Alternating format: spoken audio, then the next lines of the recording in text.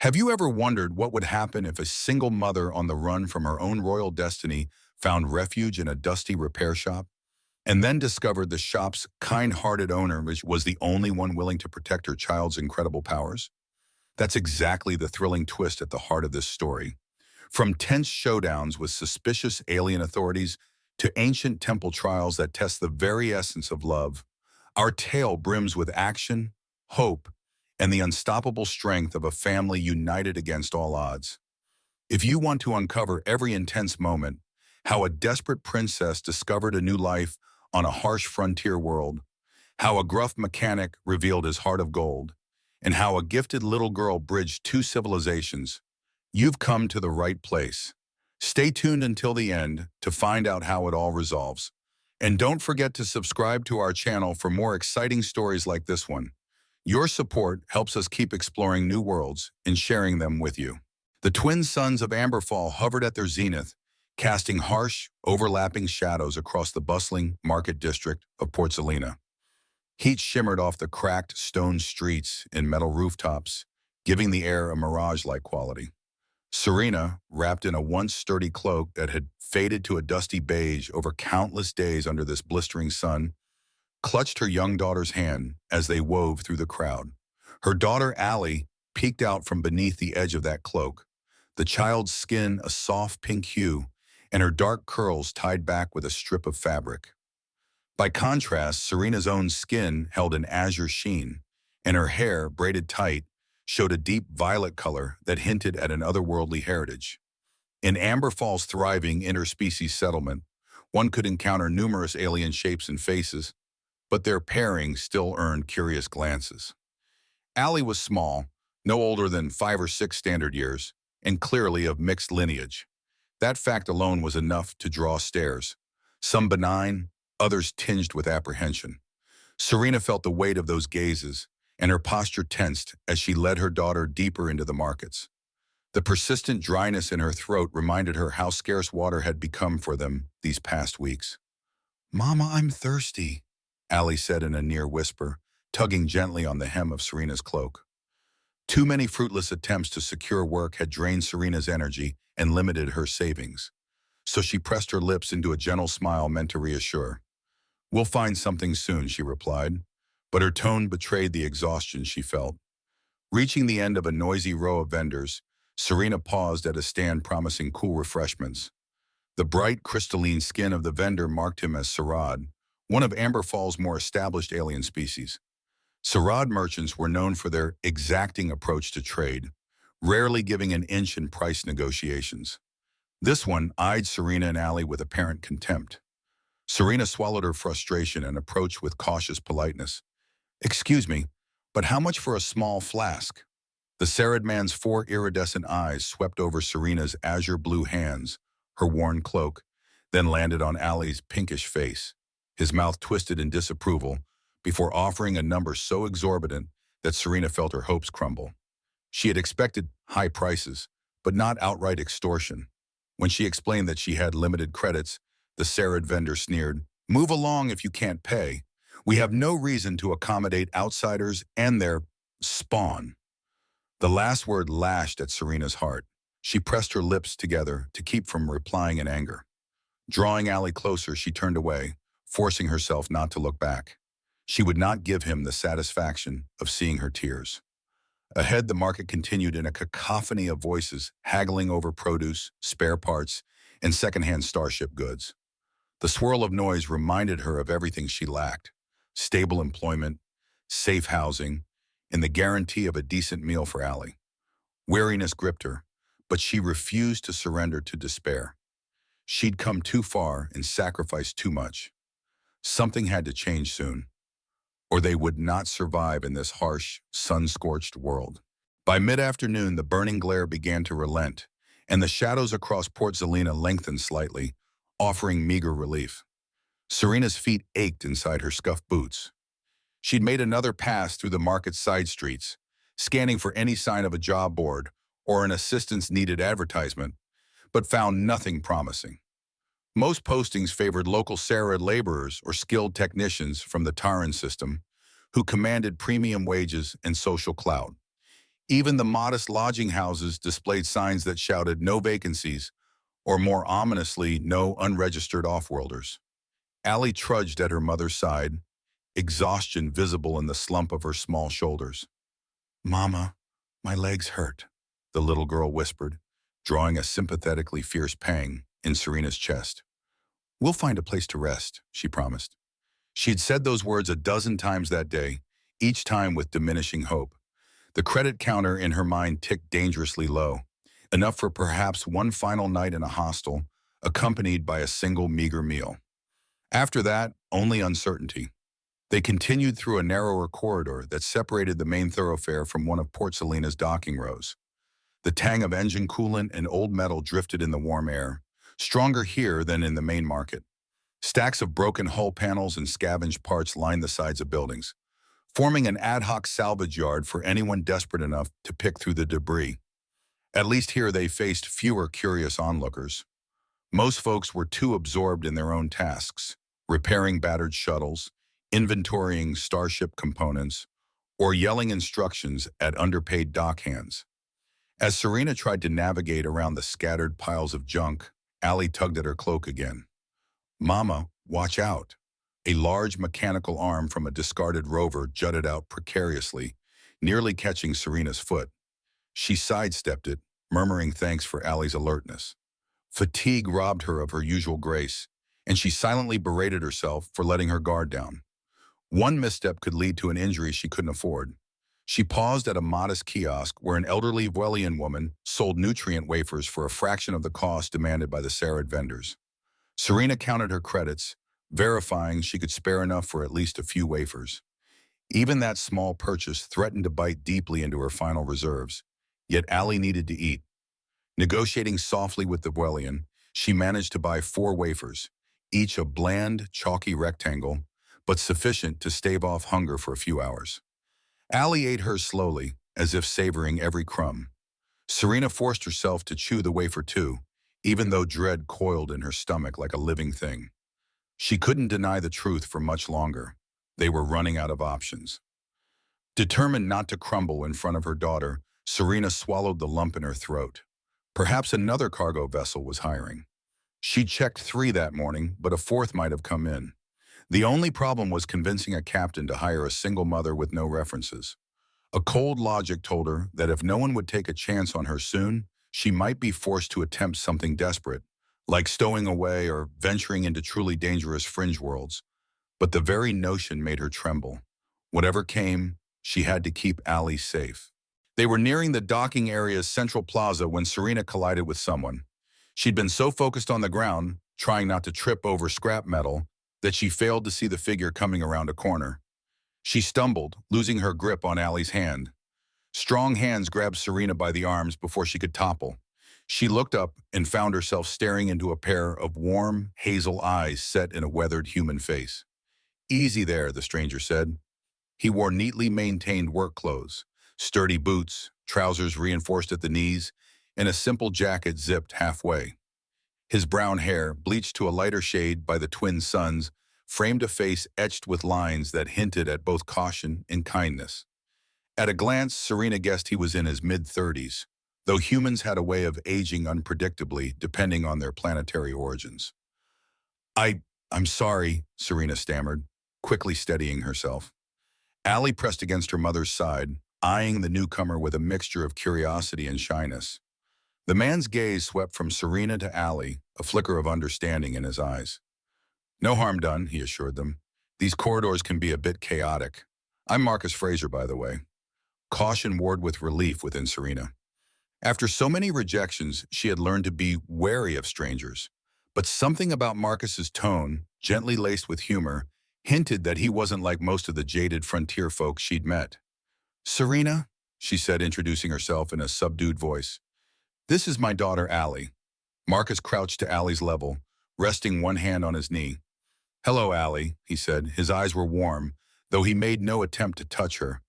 "I like your hair clip. Is it from the market?" Allie brightened just a little, nodding. She hesitated, then replied softly, "Mama made it from an old scarf." Serena watched the exchange with a twinge of surprise. Allie rarely warmed to strangers quickly, but Marcus exuded a calm presence that put the child at ease. Straightening, Marcus turned his attention back to Serena. Forgive me if I'm overstepping, but you look like you're in need of something. Shelter maybe, or steady job? Her throat tightened with embarrassment. Had she and Allie's situation become so obvious that a stranger could guess their desperation at a glance? She fumbled for an explanation, but ended up letting out a weary sigh. We just arrived a few weeks ago. I've been trying to find work. It's been hard. Marcus nodded as though he had heard the same story before. He jerked a thumb toward a wide steel door leading into a squat complex of interconnected garages. I run a repair shop here in Docking Row. It's not glamorous, but I've got a small staff, and we sometimes need extra hands. Care to talk about it?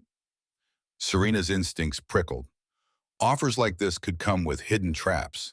She'd encountered helpful individuals before who demanded unsavory favors in return. Yet something in Marcus's steady gaze set him apart. He neither leered nor condescended. He simply looked earnest. More than that, Allie was gazing up at him without her usual apprehension. Maybe, Serena thought, this could be the chance she was hoping for. Following Marcus inside, Serena discovered a spacious workspace filled with half-dismantled shuttle engines, racks of intricately labeled spare parts, and diagnostic terminals flickering with shifting readouts in multiple languages. Overhead lighting gave the place an industrial glow that contrasted starkly with the sunlight outside. An acrid odor of lubricants and engine fluids clung to the air, but Serena found a surprising sense of comfort in it. Machines had rules and logic that life sometimes lacked. Even from a distance, she recognized some cutting-edge equipment arranged neatly against one wall, an unexpected sight in a frontier outpost that otherwise appeared down at the heels. It's a bit messy, but it's home, Marcus said. My father started this business, and I took over after he passed. I've been trying to keep it running profitably ever since. Allie peered around, her pink skin almost glowing under the fluorescent lights. Her wide-eyed fascination tugged at Serena's heart. It had been a long time since Allie showed genuine curiosity about anything new, and it was a relief to see some spark in her eyes again. Is this a spaceship? Allie asked, pointing to a mid-sized courier vessel propped on mechanical lifts. Its hull plating had been partially removed, exposing a labyrinth of conduits and thrusters. Marcus chuckled. It's a type of courier, yeah. We're in the middle of refurbishing it. With the right modifications, it'll be space-worthy again. The question is, do I sell it once it's fixed or keep it for short-haul runs? Serena took in the extent of the repairs. The wiring harness laid out, the engine core open for reassembly. Despite her best efforts to hide her interest, she felt the old stirrings of mechanical insight. She'd grown up around advanced technology, though that was a part of her life she tried not to think about anymore. The familiarity of these components awakened memories she'd rather keep buried. Yet her knowledge might be precisely the advantage she needed to survive. I've done some engine work in the past, she offered cautiously.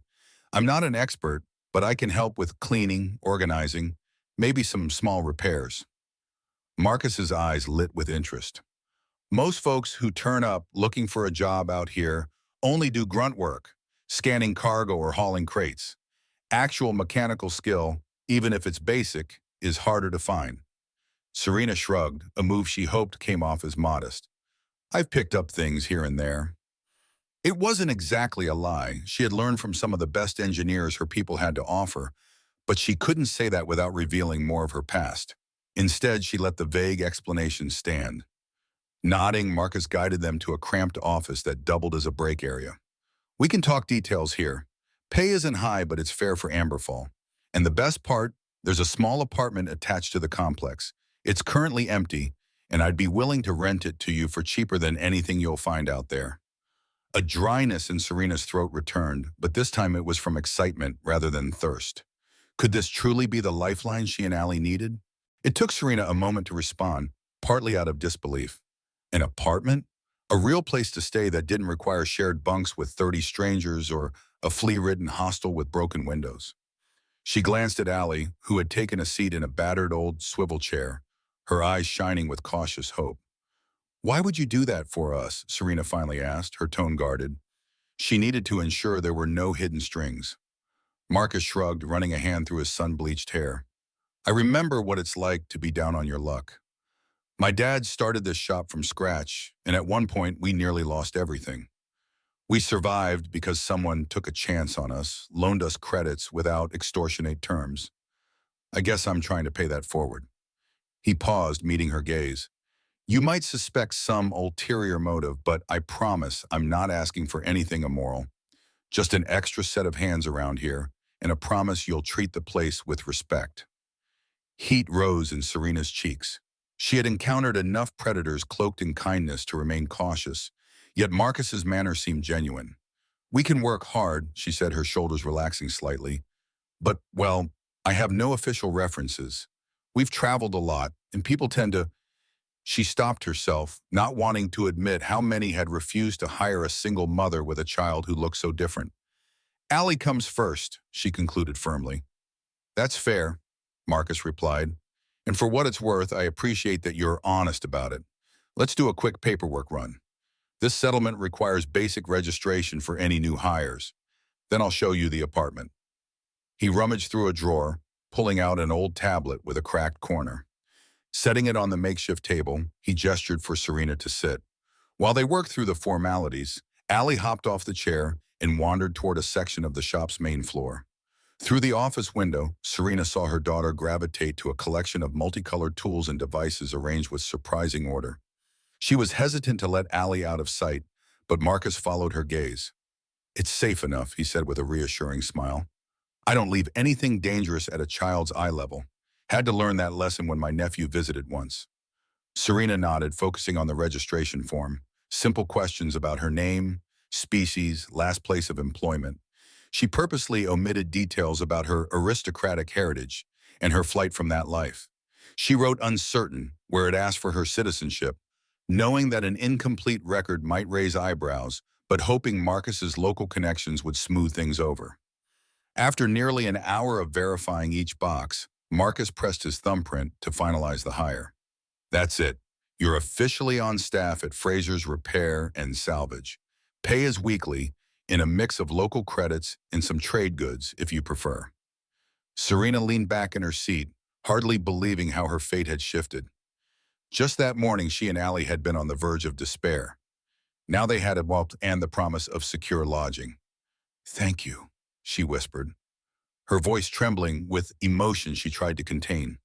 You have no idea how much this means to us. Marcus led them through a back corridor to the promised apartment. It consisted of 2 rooms and a tiny living space that merged with a kitchenette. The walls, painted in a neutral gray, showed signs of wear, but the place looked clean. A functioning climate control panel hummed softly in one corner, and the overhead light strips buzzed as they warmed up. A single window overlooked the backside of the repair shop, revealing a fenced lot of disassembled engine parts in the open horizon beyond. It was humble, but to Serena's eyes, it looked like a palace after the cramped, unsanitary conditions of recent hostels. Allie raced to inspect the smaller bedroom, letting out a delighted squeak at the sight of a genuine bed, mattress and all. She pressed her small hands into it, giggling as the surface bounced slightly. Mama, it's soft, she called. Serena smiled, her chest tight. She hadn't heard that much excitement in Allie's voice for weeks. Marcus lingered by the doorway, arms folded across his chest, watching the scene with a quiet sense of approval. I'll leave you 2 to settle in. There should be some basic supplies in the cabinets, dried rations, water pouches, that sort of thing. Once you're rested, come by the shop floor, and I'll show you around more thoroughly. We start at 0800 local time, if that's all right. Serena turned, a half-dozen responses bubbling up, none quite adequate to express her gratitude. She finally landed on a simple thank you, we'll be ready, which felt painfully insufficient, but Marcus just nodded. He closed the door softly behind him, leaving them in the hush of their new abode. For a moment, Serena remained perfectly still, absorbing the quiet. She could hear only the subtle hum of the climate control and Allie's small footsteps exploring the second bedroom. Overcome by relief, Serena let herself sink onto the worn couch in the living area. The tension in her shoulders unspooled, replaced by a faint trembling that she could not quite quell. They had done it. They had found shelter, and not in some decrepit slum, but in a place where she could work. Her heart thundered, part excitement, part fear, as she considered how drastically their fortunes had just changed. Allie appeared at her side, eyes shining with wonder. "Mama, do you think Mr. Marcus is nice? He seems nice." Serena pulled her daughter close, pressing a kiss to her forehead. "He does," she agreed softly. "But remember, we have to stay cautious." Allie nodded, though a trace of disappointment flickered in her expression. Serena regretted having to temper Allie's optimism, but life had taught them both hard lessons. "Go on and look around," she encouraged. "Choose which bed you want." While Allie scampered off, Serena let herself finally breathe.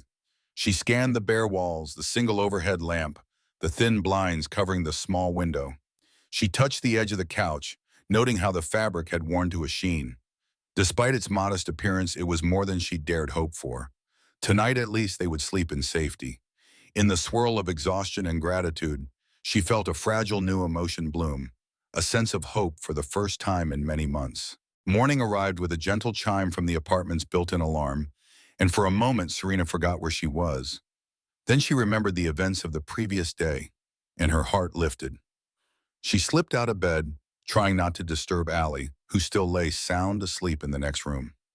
After a quick splash of water on her face, Serena rummaged through the supplies Marcus had mentioned.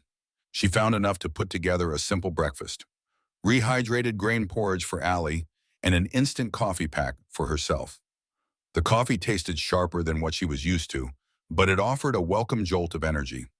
Heading to the repair shop's main floor just before 8:0800, she paused to verify that the door controls were set to locked from the inside.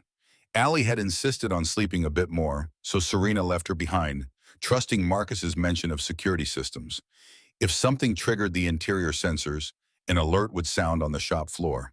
She disliked leaving Allie alone, but it was far safer than dragging her child into the hectic, potentially dangerous environment of a working garage. At least this way, Allie could rest a little longer, and if an emergency arose, Serena could dash back in seconds. She found Marcus in the workshop, studying a data pad cradled in one hand and sipping from a ceramic mug in the other. A large, half-dismantled grav lifter sat on the floor beside him. Servo motors and cables sprawled out like dissected veins. "Morning," he said with a friendly grin. "Sleep well?" "Well enough," she replied, though in truth she had tossed and turned from equal parts excitement and lingering anxiety. "What do you need me to do first?" "Let's start with some organization," Marcus answered, leading her to a row of shelves piled high with miscellaneous Starship components. Each was tagged, but the tags didn't seem to follow a consistent system. "My old system fell apart after we lost a previous staff member. We'll get you to tidy and resort these parts by function, then by make and model." Serena nodded and got to work. Though it wasn't glamorous, the simple task allowed her to immerse herself in the mechanical world. Identifying and categorizing items required a keen eye: thruster control chips, coolant regulators, grav stabilizers, ion filters. Each piece had its own story and function. Her methodical approach impressed Marcus, who watched briefly before heading off to deal with some other part of the shop. When Serena finished relabeling one set of components, she noticed a loud clang and a string of expletives echoing from a corner of the garage. Following the sound, she encountered a towering figure wearing oil-stained coveralls. Thickly muscled arms were covered in swirling tattoos, and a welding visor was shoved up to reveal the face of a man with deep bronze skin. "Damn piece of trash," he muttered, yanking on a jammed bolt. Sensing Serena nearby, he turned abruptly and sized her up. "That would be the chief mechanic," came Marcus's voice from behind her. "Serena, meet Tyron. We call him Ty. He's the best mechanic around, even if his vocabulary is a bit colorful." Ty wiped his forehead with the back of one hand, leaving a smudge of grease behind. His fierce scowl softened at the sight of Serena's slightly intimidated expression. "You the new hire?" he asked, voice resonating like low thunder. "Hope you can handle chaos. My projects aren't exactly tidy." A hint of a grin lifted the corner of his mouth. "Nice to meet you." Serena offered a small smile in return. "I'll do my best," she said, and a tiny ripple of nervous excitement fluttered inside here. For the first time in a long while, she felt an inkling that she might actually belong somewhere. She only hoped that the secrets of her past wouldn't destroy the fragile peace she'd found. Within her first week at Fraser's Repair and Salvage, Serena settled into a new rhythm that felt both foreign and comfortingly routine. She rose each morning to prepare Allie's breakfast, then showed up on the shop floor by Euro 800 sharp. Her initial tasks centered on cleaning, logging inventory, and keeping track of small shipments moving in and out. But it didn't take long for her real mechanical aptitude to show through. On the second day, she overheard Ty cursing at a recalcitrant engine module. He'd typed countless commands into a diagnostic interface, but the module refused to boot. Serena approached quietly, her eyes scanning the flickering readouts. Something about the error code sparked a memory. From a respectful distance, she ventured, "Have you tried reversing the polarity on the neural handshake channel? That model sometimes ships with an inverted default." Ty shot her a startled look but stepped aside. "Show me," he growled in a challenge. Serena toggled a few lines of code, her fingers moving with an ease she didn't often betray. Moments later, the engine module hummed to life, lighting up with a steady green glow. For a beat, Ty stared, partly surprised, partly impressed. Then he let out a low whistle. "All right, I can admit when I'm outmatched." He clapped a huge hand on her shoulder, nearly knocking her off balance. "Marcus told me you had some tech sense, but that's advanced knowledge right there." Trying to play it down, Serena shrugged and mumbled something about trial and error. Nevertheless, word of her skill spread among the small crew. Marcus took note too. Over lunch breaks in the cramped office, he pressed her for details. "You've clearly got more than amateur talent with these systems," he said, balancing a sandwich in one hand while flipping through a data report with the other. "Where'd you learn?" She would respond with half-truths, traveling from port to port, picking up knowledge from different mentors. He asked no more, and she found herself oddly grateful for his discretion. She might have pressed her luck sooner or later, if not for the pressing concerns that overshadowed any normal sense of curiosity. Though the dusty planet of Amberfall remained scorching under the twin suns, the shop itself grew comfortable in its daily hum of repairs and modifications. Allie, meanwhile, proved an inconspicuous presence. Marcus offered to set up a small area with old tools and bits of safe scrap so she could amuse herself. Whenever Serena took breaks, she'd glance over and see Allie fiddling with pieces of wiring or couplings in a methodical way that seemed almost beyond her years. Once or twice, Serena noticed Ty or Marcus glancing at Allie with mild awe, as if uncertain how a 5-year-old had the patience to tinker with starship components. At night, Serena often stayed up late, checking over time cards or flipping through mechanical manuals to refresh her mind. She wanted to be more than just an average worker here. She wanted to prove herself indispensable so they wouldn't dismiss her and her daughter at the first sign of trouble. Because in the back of her mind, she always feared trouble would come. Her secrets were too big to remain buried forever. That trouble arrived on a sweltering afternoon. The suns blazed overhead, but a crisp breeze kicked up dust devils near the docking bays. Serena sat cross-legged on the shop's floor, organizing a crate of spare thruster coils, when a harsh burst of static sounded from the overhead speakers. Marcus's voice crackled into the open workspace. "Ty, Serena, head to the receiving bay. We've got a visitor who says he's here on official business." Ty rubbed a grease-stained rag across his face, trading a concerned glance with Serena. "Official business usually means some authority wanting permits, fees, or bribes," he muttered. They trailed through the winding corridors of the facility until reaching a wide garage door that opened onto a docking area. There they found Marcus standing with arms folded, confronting a tall figure draped in elaborate robes. The figure was Sarad, crystalline skin glinting with rainbow-like refracted light under the suns. Two lesser attendants hovered behind, each similarly robed. "Mr. Fraser," declared the lead Sarad in a clipped tone, "I am Envoy Shorka, appointed by the Port Zelina Council. We have questions about a new hire under your employ." His multiple, gleaming eyes drifted pointedly to Serena. A chill, entirely unrelated to the scorching heat, coursed through her. Marcus's voice remained calm. "Questions? In what capacity? My hires are properly registered. Permits are in order." He motioned to a data tablet in his hand. "We keep thorough records here." "I'm sure you do," Shorka replied with a condescending twist of his narrow mouth. However, some local citizens have expressed concerns about a foreign element, one with a child of uncertain lineage. We wish to verify there is no threat or potential criminal background. Serena's heart drummed in her ears. This was precisely the sort of scrutiny she had dreaded. She forced herself not to retreat physically, instead stepping forward to face the envoy. "My name is Serena," she said calmly. "I've complied with all local regulations. If there's a problem, I'd like to know." Shorka's luminous eyes blinked in a rapid sequence. "Problem? No, merely caution. We have reason to believe you possess specialized knowledge that could pose certain risks to planetary security if misused. We have had reports." Ty's fists tightened at his sides, but he kept silent. Marcus inhaled, controlling the tension in his voice as he said, "She's an employee. She has mechanical skills. Exactly what this shop needs. If you have an accusation, make it plainly. Otherwise, we all have work to do." Shorka's shimmering head tilted, perhaps in surprise at Marcus's unwavering stance. "No formal accusation, merely a call for vigilance. The Council will watch any breach of local or interplanetary law, and we will intervene." With that, he turned on his heel, robes swishing in the dusty breeze. His attendants followed like well-trained shadows. Serena stood rooted, fighting the urge to stare at her own feet. This was worse than she imagined. Someone had taken enough of an interest in her background to stir the local authorities. Marcus slid an arm around her shoulders, gently steering her back inside before curious onlookers could gather.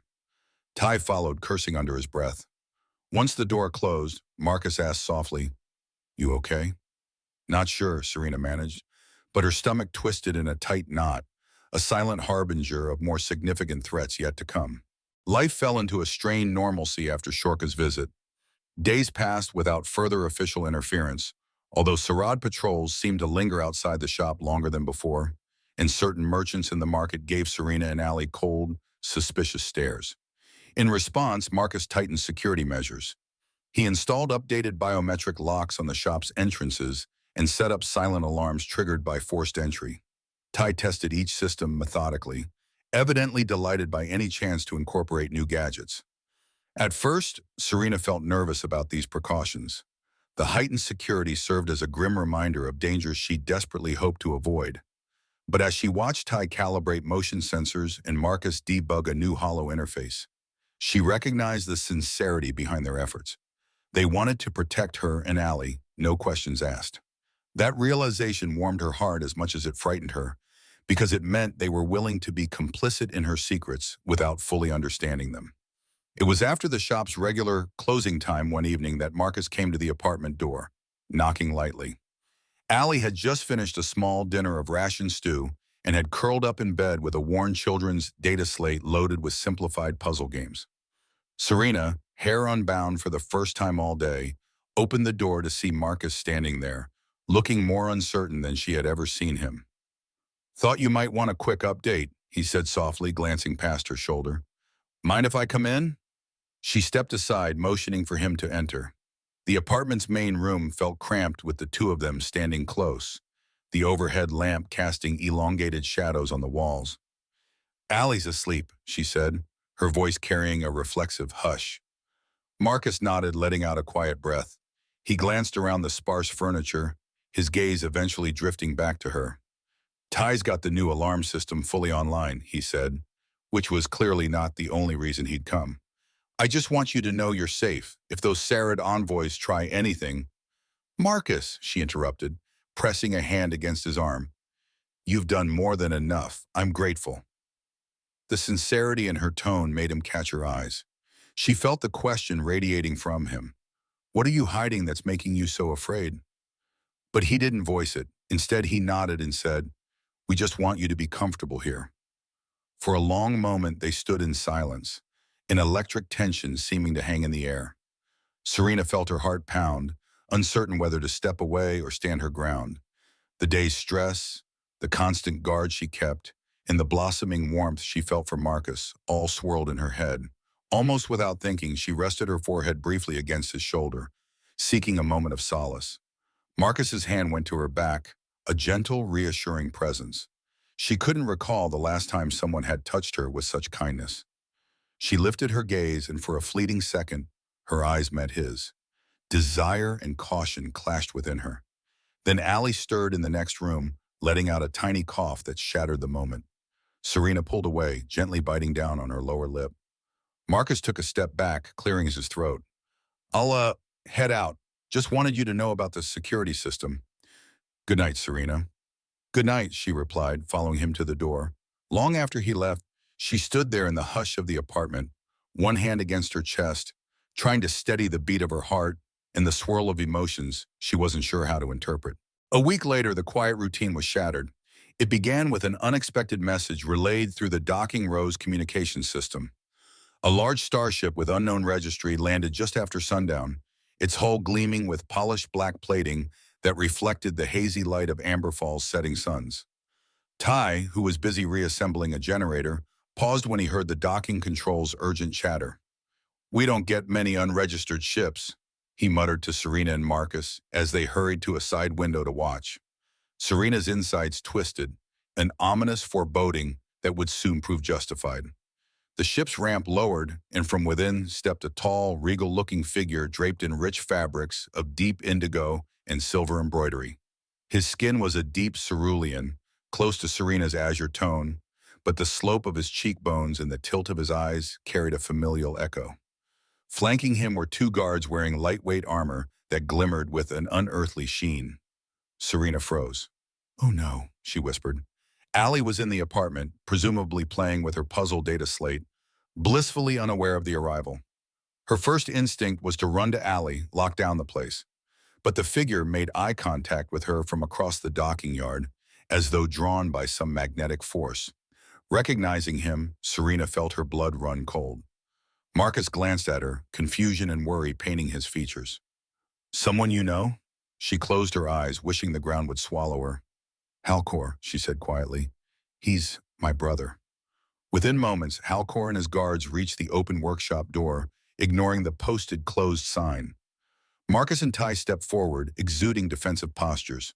Halcor surveyed the space with an air of distaste, his voice a cool, measured baritone. Serena, he intoned, I wondered how far you'd run before you realized you couldn't hide forever. His gaze flicked to Marcus, then to Ty, and he let out a soft, sardonic laugh.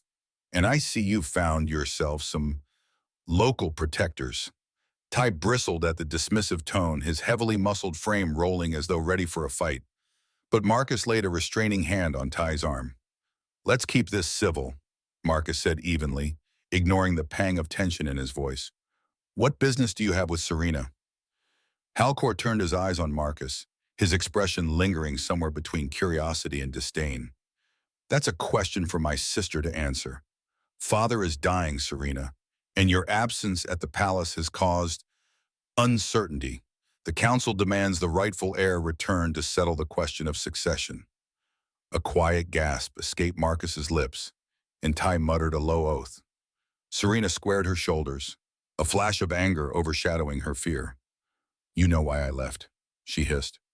What does the council care, aside from controlling the line of inheritance? Halcor's mouth tightened. They care because your child, that half-breed abomination, threatens to fracture a tradition guarded for centuries. You must return home and face the consequences of your actions. His piercing gaze swept the shop, settling on Marcus. Unless you want your new companions caught in the crossfire. Marcus stepped forward, fists clenched.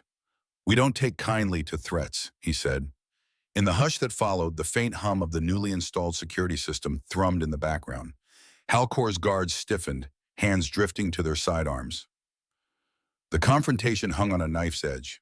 Serena's heart hammered, protective instincts flaring for Allie. Everything she'd built here, every bit of safety, was now in jeopardy. Tension thickened the air as Halcor and his guards stood facing off against Marcus, Ty, and Serena. The entire shop seemed to hold its breath, machines silent but for the steady beep of a cooling system. One of Halcor's guards finally took a step forward, placing a hand on the hilt of a short-bladed weapon. Ty tensed, ready to lunge. Stop, Serena snapped, her voice sharper than she intended. She could not risk violence, not with Allie dozing in the back apartment, oblivious to the danger at the threshold. Halcor turned his head toward her, eyebrows arched in a silent challenge. What do you want from me? Serena asked. Her question came out quieter, more controlled. She already knew part of the answer. Halcor hadn't come halfway across the galaxy just to relay Father's final wishes. He wouldn't have boarded a black, unregistered vessel unless something crucial was at stake. The Council demands your presence, Halcor repeated, his voice colder than the vacuum of space. Father's condition has emboldened them, and you, as the rightful heir, are the only one who could mount a serious challenge to their ascendancy. Your daughter's existence complicates matters. Some factions see her as a symbol of impurity, while others see potential. Either way, the Council will not rest until they have you under their control. Marcus's eyes flicked towards Serena, concern etched in every line of his face. She felt the weight of that concern, mixed with the unspoken question, "What are you truly dealing with here?" Serena swallowed. "What if I refuse?" she asked haltingly. "I left for a reason, Halcor. I won't let them use Allie in their experiments or breeding programs. She's my child, not a piece of genetic data. I won't let them take her." Halcor's nostrils flared in the briefest flicker of sympathy. "I'm aware of your reasons, but your defiance has prompted the Council to intensify their efforts, especially with Father dying. They'll come for you, with or without my involvement. I offer a safer path. Come willingly and strike a bargain while you still have some leverage. Even the most extreme Council members might be appeased if you present your case carefully." His gaze shifted to Marcus. "Or perhaps you'd prefer to see what happens when their assault teams arrive. I doubt your mortal employees will fare well." Ty growled low in his throat, but Marcus intervened before a brawl erupted. "We need time," he said, voice taut. "If what you're saying is true, then barging into the Dominion unprepared sounds suicidal."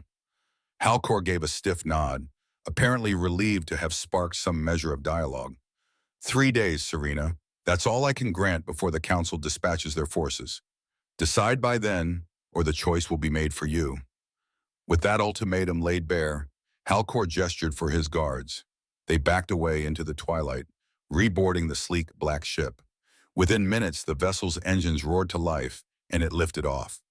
Only after the rumble subsided did Serena realize she'd been gripping the edge of a workbench hard enough to whiten her knuckles. She looked at Marcus. "I'm sorry," she whispered. "I never meant to drag you into this." Marcus placed a steadying hand on her shoulder. "You're not alone, Serena. We'll figure this out. Together." That night, they held a tense meeting in the shop's back office. Ty leaned against a filing cabinet, arms crossed over his broad chest, while Marcus paced the tight space, occasionally glancing at a hollow projection of Amberfall's star charts. Serena sat on a battered stool, hands clasped in her lap, biting her lower lip every so often. She'd just finished recounting her origins. Daughter of High King Taro, heir to a dominion that prided itself on strict lineage purity. Allie was the product of a forbidden union with a man from another star system, whose identity remained a mystery to all but Serena. She explained the child's unique telekinetic tech abilities, though she omitted the full extent of that power for Allie's safety. Marcus listened without interruption, his face flickering between astonishment, sympathy, and resolve. When she finished, Ty let out a long, low whistle. "A princess," he said, sounding almost amused despite the tension. "Never imagined I'd share an apartment block with royalty." Serena shifted uncomfortably. "I gave up that title when I left. There were too many traditions I couldn't stomach, and I refused to let them mold Allie into their living experiment." Her voice trembled, barely keeping tears at bay. "They'd do anything to preserve their so-called pure line." Marcus exhaled, propping one hand on the edge of the desk. "We have 3 days to decide. Either you return or the Council sends an assault team. If they storm Amberfall, we're all in danger. Me, Allie, everyone in Port Zelina." Ty's gaze sharpened. "What about negotiations?" he asked, tossing a glance toward Serena. "Is there a way to deal with them that secures you and the kid?" "It's complicated," Serena replied, rubbing her temple. "There are factions within the Council that might accept a compromise. Halcor implied some want to harness Allie's abilities rather than condemn her. Others see us as a threat to be eradicated." She paused, a shiver running through her. "But the Council is insidious. They'll leverage any weakness. If I just show up unprepared, They could trap me. Marcus studied the star charts displayed on the holo. And if you're to be recognized as heir, they'd need to see a demonstration that your child is an asset, not an abomination, right? You said some of them might be swayed by the possibilities of bridging species lines. Serena nodded slowly. Yes, but tradition demands strict protocols for any union that could affect succession. Even if I wanted to present a united front, I'd need to prove that Allie's father or father figure acknowledges her and stands at my side. She paused, swallowing thickly. But there's no father here. Not Allie's birth father, anyway. For a moment, the conversation hovered around the unspoken possibility. Then Ty stepped forward, clearing his throat. Marcus, you might want to consider. Marcus held up a hand, his gaze locking with Serena's. Marriage? A binding ceremony? The words felt both surreal and oddly right. They both knew it wasn't just about politics. Something deeper had been simmering between them for weeks. But would that be enough to stand against an entire dominion? Serena let out a long breath. In the Dominion's eyes, a formal bond might grant you the status to protect Allie, but the ritual is no mere signature on a paper. There's an ancient temple on Viscara Prime, the place where royal unions are consecrated. It's rumored to test the hearts and minds of those who undergo it. If we pass, the council can't deny our legitimacy. Ty grimaced. Sounds dangerous, but I'm guessing we don't have many safe options. He looked between them. Count me in either way. I'm not letting that council waltz in here and snatch a child. Marcus pressed his palm gently over Serena's trembling hands. I'm with you, he said, voice low and steadfast. Whatever it takes. They worked through the night, finalizing a plan. Ty made calls to his underground contacts, securing false flight manifests to keep the council from tracking them too soon. Marcus prepared his old freighter, the Cloud Runner, modifying its transponder codes. Meanwhile, Serena woke Allie to explain, as simply as possible, that they had to travel to a special place to keep them safe. The child's pink eyes blinked sleepily, but filled with a quiet trust that nearly broke Serena's heart. By the next morning, they had packed essentials, rations, med kits, personal items, plus a variety of mechanical tools. If something went wrong en route, none of them wanted to be stranded in space with a failing engine. Through it all, Serena kept glancing at Marcus, who wore a determined expression. Now and again, he'd give her a reassuring smile, as though to remind her that he wasn't acting merely out of obligation. With Ty's help, they loaded up the cargo bay of the Cloud Runner, carefully strapping down boxes. Allie found a seat in the corner, hugging a small plush toy, a rare gift from an old marketplace vendor. The child's composure wavered only when it dawned on her that they were leaving behind the little apartment she'd grown to love. Will we come back? Allie asked in a shaky voice, looking at her mother. Serena gently placed a hand on Allie's cheek. I hope so, she said. Marcus's repair shop is the closest thing we've had to a real home in a long while. But first, we have to fix some problems. The vow weighed heavily in her chest. She didn't want to fail her daughter. She could still recall the terror she felt when she'd first discovered Allie's unique powers, how the child could intuitively dismantle and reassemble complex devices, guided by an innate telekinetic sense no one could fully explain. It was beautiful and frightening. The Dominion scientists would salivate at the prospect of harnessing it. She'd sworn never to let that happen. Marcus took the pilot's seat, and Ty settled into the co-pilot's station. Serena strapped Allie into a seat in the rear portion of the small cockpit, then sat down behind Marcus, running a last-minute check on the nav computer. Course laid in for Viscara Prime, she reported, eyes flicking over readings. We'll jump out of Amber Falls orbit, switch to the false transponder ID, and then proceed. Ty tapped the overhead panel, hooking them into the spaceport's flight queue. Dock control, this is Cloud Runner, requesting departure clearance, he said, modulating his voice to project calm normalcy. The voice that crackled back from the comm sounded indifferent enough, simply verifying credentials and scheduling them in. Within minutes, the docking clamps released, and the freighter lifted from the desert floor, thrusters stirring up a spiral of dust in the wake of its ascent. Serena watched Port Zelina shrink below them. A swirl of emotions seized her. Relief at escaping, sadness at leaving, fear for the dangers ahead. The stars beckoned beyond Amberfall's atmosphere, a tapestry of possibilities and threats. She looked at Marcus's silhouette as he guided the ship through the thinning atmosphere, the thrusters humming with each adjustment. Whatever the Dominion trials had in store for them, she reminded herself that she wasn't alone this time. They would face it together, as a family, or at least something very close to one. The journey to Viscara Prime took them through a series of calculated hyperspace jumps that skirted well-known travel lanes to avoid detection by Dominion or Sarad patrols. Ty spent the majority of his time in the engine room, diligently tinkering with power couplings to squeeze extra reliability out of the Cloud Runner's older systems. Allie bounced between the cockpit and the small lounge area, sometimes quietly playing with her puzzle data slate, other times curled up near Serena, drifting off to sleep. Marcus, as the pilot, handled the stress of navigation with calm efficiency. Meanwhile, Serena found her mind swarmed by doubts and second thoughts about what lay ahead. On the second day in transit, she finally found a moment to explain the binding ceremony in more detail to Marcus. They were alone on the cockpit deck, with Ty asleep and Allie occupied in the lounge. It's not just a simple ritual.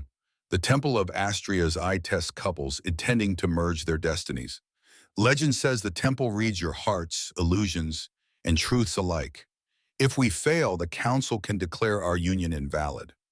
Worse, we might not even survive some of the temple's more ancient trials. Marcus listened intently, occasionally flicking his gaze to ensure the ship remained on course. You really think there's physical danger? He asked, voice low. Or is it more of a spiritual challenge? Both, Serena answered, drumming her fingers on her folded leg. The Dominion's original founders had advanced technology that blends the psychological with the physical. The temple is rumored to create illusions drawn from your deepest fears. If you can't overcome them, the illusions can become lethal. It's said many couples have died attempting the binding, especially if their partnership was based on deceit. Marcus turned in his seat, capturing her hand. Then we go in honest. It won't be a marriage built on convenience or half-truths. We commit or we don't. I won't pretend I don't have feelings for you, Serena. This just accelerates matters, that's all. Her heart clenched, torn between a trembling sense of destiny and fear of exposing more of herself than ever before. Yet she recognized in Marcus's eyes that same unwavering sincerity she'd noticed from the moment he hired her. I have feelings for you too, she admitted, voice hushed. Just promise me you'll keep Allie safe, no matter what happens. He squeezed her hand. Always. Shortly after, an alert chimed across the navigation console. Viscara Prime loomed ahead, a planet wreathed in turquoise and gold from the vantage of space.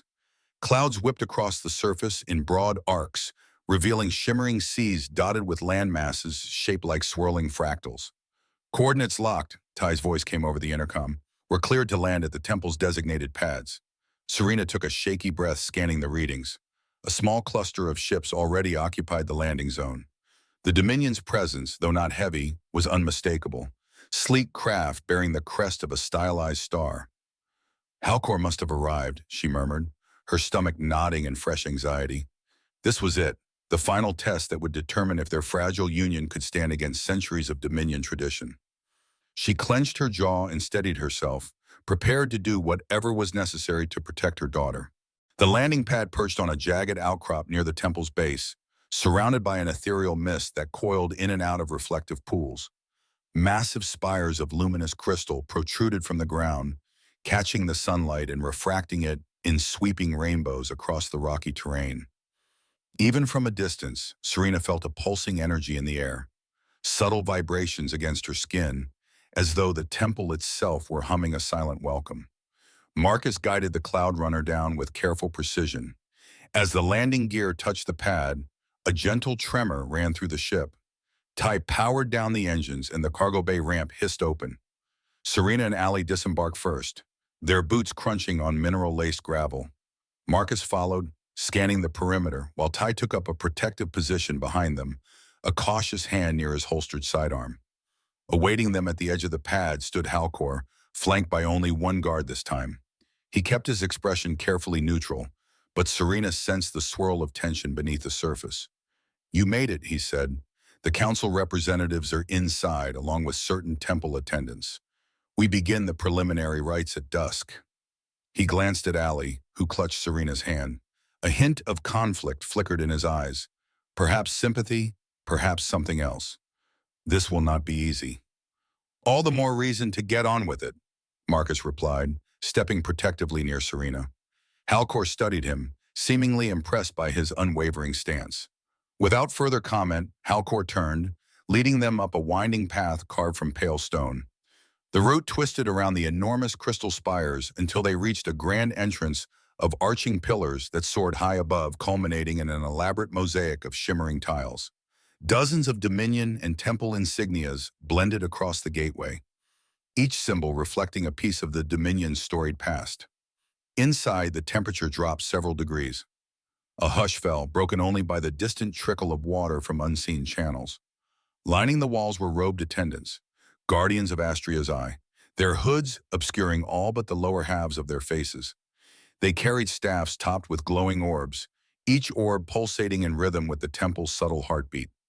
At the far end of the vast hall, a smaller group waited. Some wore official garments indicative of council authority, embroidered sashes and polished metals. Others seemed more priestly, with star and spiral motifs stitched into their flowing robes. One figure stepped forward, lowering her hood to reveal platinum hair and deep golden irises. "I am High Priestess Lyosha," she declared, her voice gentle yet echoing. "We gather here to witness the bonding of Serena and Marcus, to test their sincerity, and to determine if their union shall be recognized by the Dominion." A murmur swept through the watchers, but the High Priestess raised a hand for silence. Then her gaze fell on Allie. "And the child, the legacy of two worlds. She stands as a living bridge or a perilous threat, depending on the hearts of those who guide her." Serena's arms tightened around Allie, but the priestess's tone remained neutral, as though reciting an age-old directive rather than passing judgment. Halcor stepped aside, letting Serena and Marcus advance to the center of the hall. Ty stayed back with Allie, a silent sentinel. The significance of the moment pressed heavily on them, an intangible weight that made breathing feel difficult. Serena looked to Marcus, who offered her a reassuring nod. At that moment, she realized there was no turning back. The temple would soon reveal what lay in each of their souls and decide their fate accordingly. Sunset arrived quickly, turning the high crystal windows overhead into prisms of scarlet, violet, and gold. Attendants lit incense in tall braziers, the fragrant smoke curling upward in mesmerizing ribbons. The High Priestess led Serena and Marcus deeper into the temple's interior, passing through a series of corridors that seemed to shift. One moment they walked on smooth marble floors, the next on something that felt like polished glass. Geometric patterns etched the walls, glowing faintly in the dim, diffused light. They reached a circular chamber whose ceiling vanished into darkness. At the center stood a raised dais with an intricate symbol carved into its surface, two interlocking spirals forming a stylized double helix. High Priestess Lyosha directed Marcus and Serena to step onto the dais.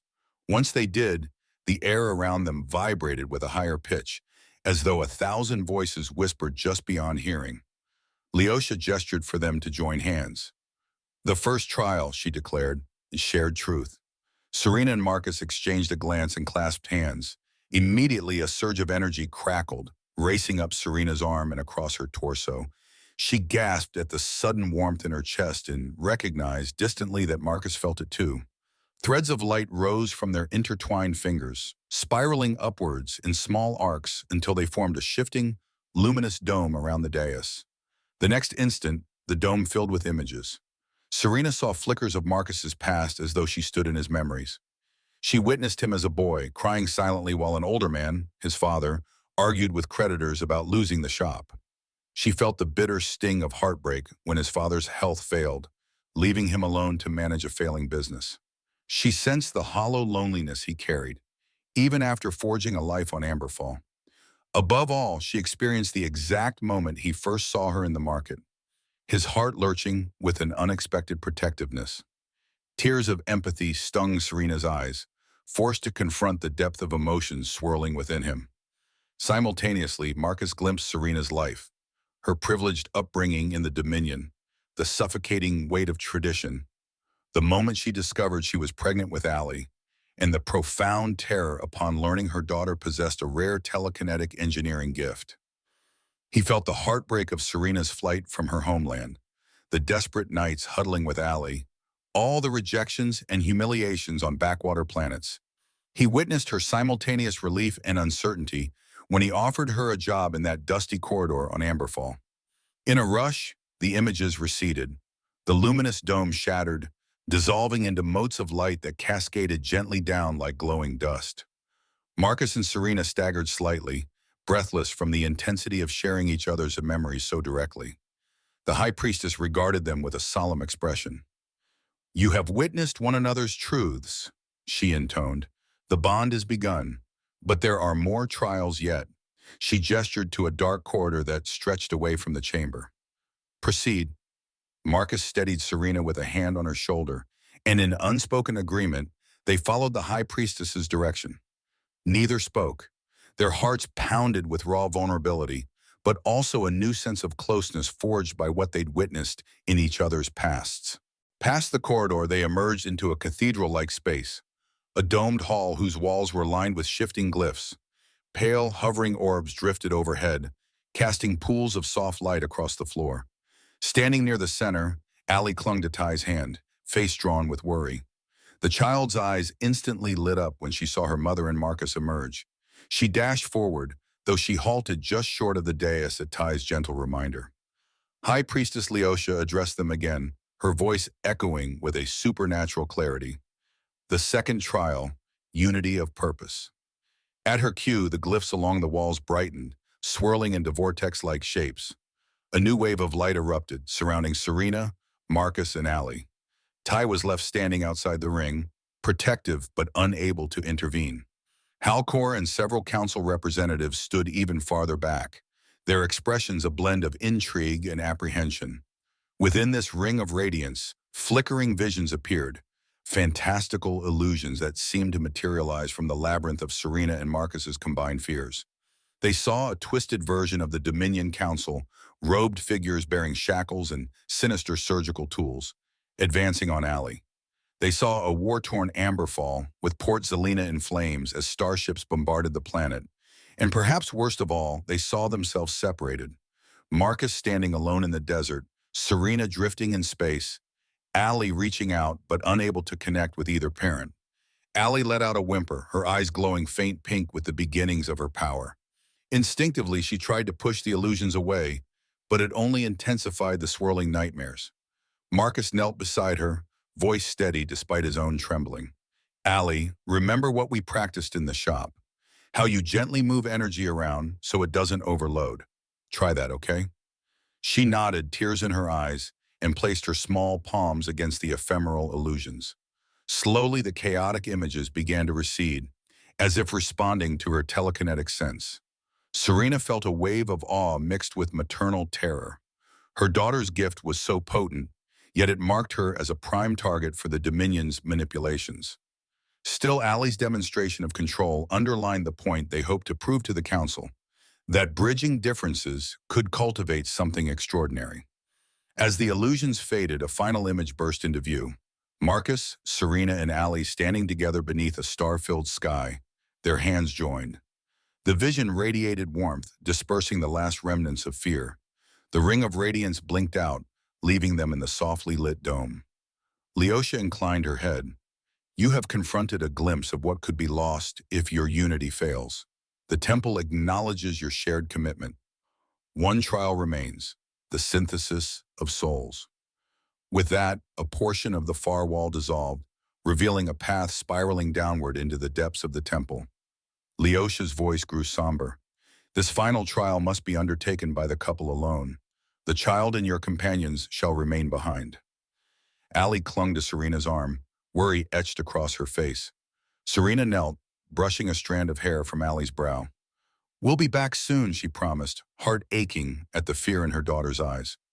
Marcus offered Allie a confident smile, though Serena could see a flicker of anxiety beneath it.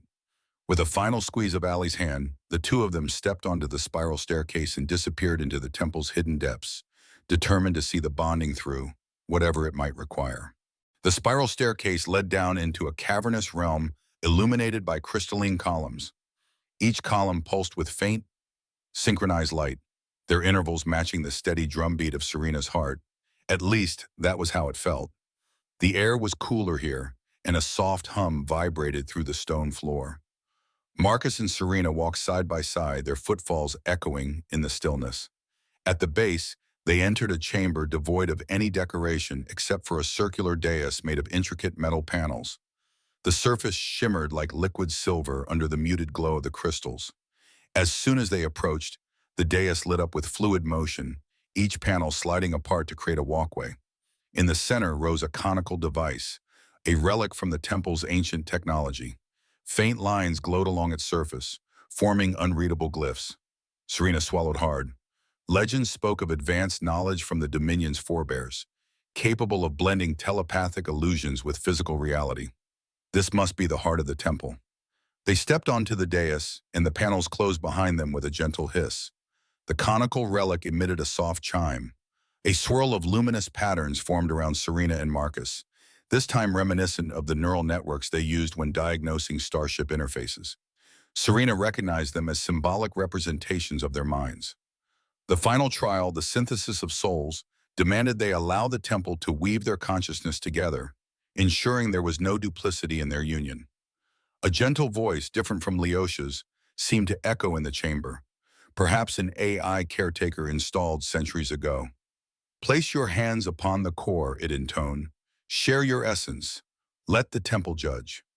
Marcus glanced at Serena, a mixture of fear and unwavering determination in his eyes. You ready? He asked softly. She couldn't speak, so she just nodded, placing one trembling palm against the relic's surface. Marcus followed suit, and the device glowed brighter. She felt a jolt, like static electricity, travel from her hand through her entire body. The dais spun slowly, and the swirling lights intensified, forming a cocoon of prismatic energy around them. All at once, Serena experienced a flood of sensations, her own thoughts, Marcus's presence, and something else, the temple's ancient intelligence, scanning them. It probed her regrets, her hopes, her love for Allie, and her growing love for Marcus.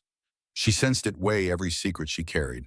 She felt Marcus's empathy, how he recognized the depth of her sacrifice and the risk she took in trusting him.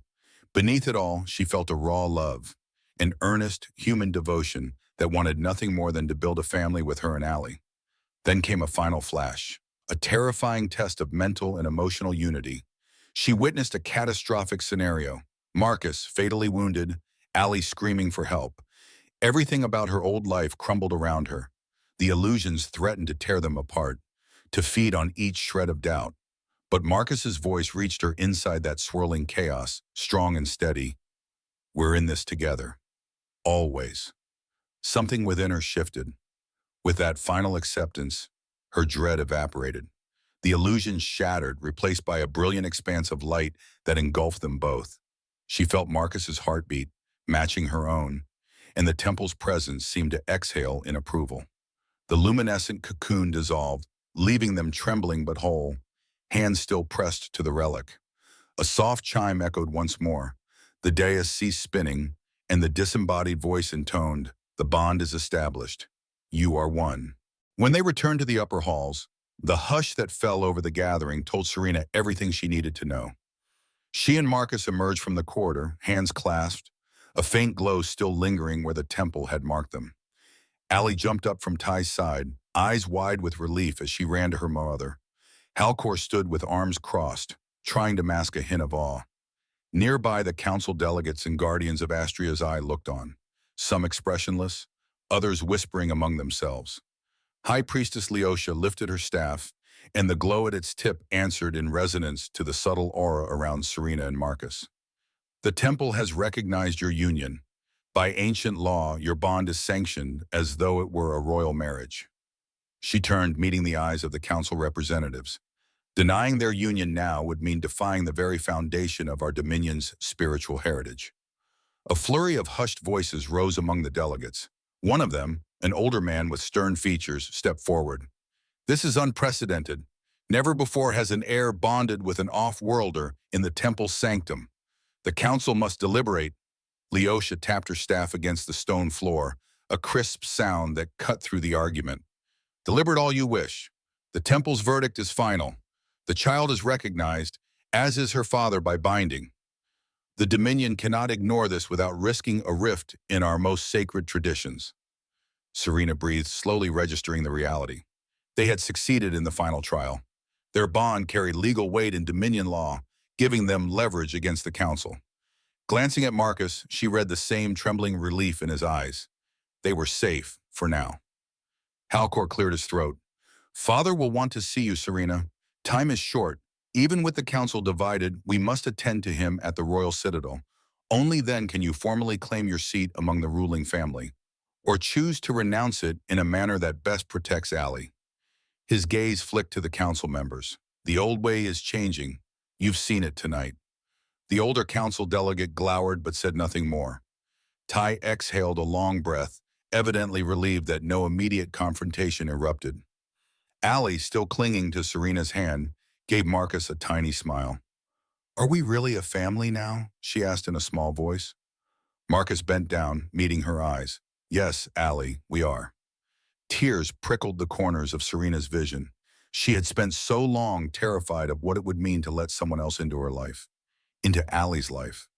Now, standing there in a hallowed temple, she felt a sense of belonging she'd never thought possible. Despite the tension with the council, despite the looming conflict with Dominion politics, she finally understood that she was not alone.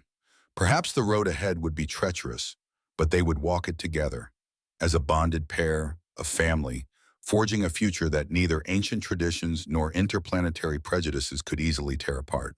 In the end, Serena and Marcus's story is about more than just escaping old prejudices or defeating powerful councils. It's a testament to the strength we find when we dare to trust in compassion, even after countless rejections. Through love, resilience, and an unwavering commitment to protect Allie, they bridge two worlds, proving that unity, not isolation, lights our brightest paths. From those tense days of barely scraping by in a hostile marketplace to standing tall as leaders of cultural exchange, they showed that a single act of kindness can transform destinies. Their journey leaves us with a hopeful reminder. No matter our origins or the obstacles we face, each choice to support one another can spark a revolution of healing and growth. What do you think of their incredible adventure? Feel free to share your thoughts in the comments below. Your insights and ideas can spark even more fantastic discussions. Let's keep exploring these wonderful worlds together. In the days that followed, Serena, Marcus, Allie, and Ty traveled as part of Halcor's retinue aboard the sleek black starship, now no longer hiding its registration, en route to the Dominion's capital world. Communication channels buzzed with news of their binding in the temple. Some denounced it as heresy, others celebrated it as a sign of evolving times. Allie, oblivious to much of the political noise, focused instead on exploring her growing capabilities under Ty's watchful eye. She would float small components through the air, or reconfigure a circuit board simply by touching it, her pink aura shimmering around her fingers. Marcus and Serena, now officially joined by the temple's decree, navigated the complicated swirl of their new relationship. In quieter moments alone, they grappled with the significance of being wed by ancient cosmic forces rather than a conventional ceremony. At least I didn't have to recite awkward vows, Marcus joked, though he was plainly awed by the memory of the trials. Serena teased him back, calling him her scruffy mechanic prince. Beneath their light-hearted banter lay a deepening bond that had been forged under extraordinary circumstances. Meanwhile, Halcor's role shifted from stern envoy to cautious ally. He no longer wore the same condescending air he had on Amberfall, though his approach remained formal, pressed by the Dominion's expectations. Even after Father passes, he confided in Serena one evening, the Council's stability is precarious. Your presence and your child could tip the scales for better or worse. Choose your alliances carefully. Serena only nodded, glancing at Allie playing quietly in a corner of the cabin, well aware that the future of an entire star kingdom might hinge on a small girl's gift. When they finally emerged from hyperspace above the Dominion capital, the panoramic view of the planet nearly stole Marcus's breath. A lattice of orbital platforms and shining spires circled the atmosphere. Down below, cityscapes stretched across continents, merging crystalline structures with advanced energy grids.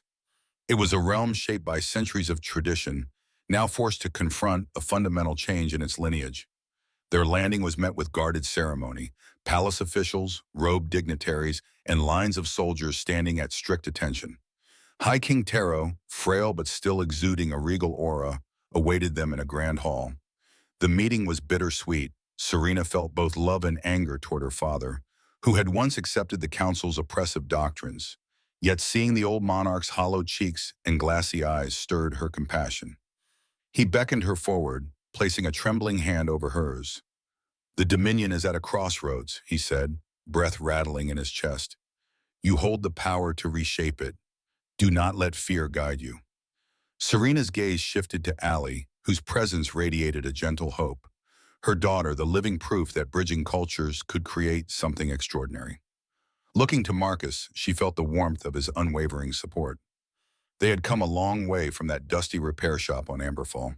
The journey ahead remained uncertain, but no longer did she face it alone. Days turned into weeks, and while King Taro's life faded, Serena and Marcus navigated the labyrinthine politics of the Dominion, forging alliances where possible, standing firm where necessary. In time, the Council grudgingly acknowledged the unstoppable momentum behind this new era, one that blended Dominion heritage with the rugged practicality of humankind. Overlooking it all stood Allie, bright-eyed and brave, bridging two worlds through her rare gift. Yet at heart, it remained a story about family. For every official decree and carefully orchestrated diplomatic maneuver, there were nights when the three of them, Serena, Marcus, and Allie, retreated to quiet chambers, curled up together, simply glad to be under one roof. Where once Serena had been a weary traveler pleading for now she was a princess forging a new path. Where once Marcus had been a solitary repairman, now he was recognized as a consort, a father, and a partner bound by love deeper than any lineage. And for Allie, who had known only fleeting glimpses of stability, she found a place to call home at last. They would always remember Amberfall's blazing suns and the battered repair shop that had offered them sanctuary in their darkest hour. It was there that a single mother, overlooked and unwanted by most, found a human willing to give her a chance. And that chance had grown into something larger than any of them could have imagined. A love that bridged empires, a family that promised a new dawn for the Dominion. Their story was far from over. New challenges would certainly arise, but they would face them together hand in hand, forging the future they chose, rather than the one others tried to force upon them.